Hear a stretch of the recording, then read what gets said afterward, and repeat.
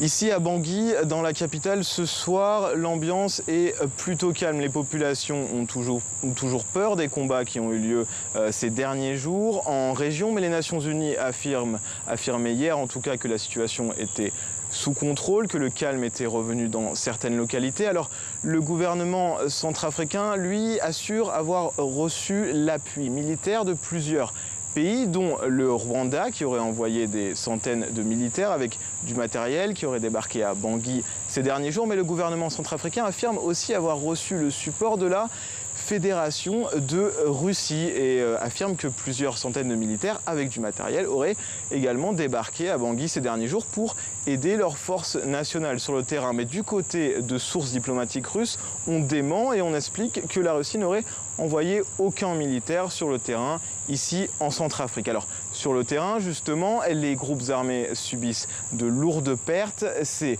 derniers jours et le gouvernement accuse toujours l'ex-président François Bozizé, dont la candidature a été invalidée, d'être derrière plusieurs attaques et d'être derrière une tentative de coup d'État. L'opposition, de son côté, appelle au report des élections, tandis que le gouvernement et le président Faustin Archange Touadéra veulent les maintenir à tout prix ce week-end.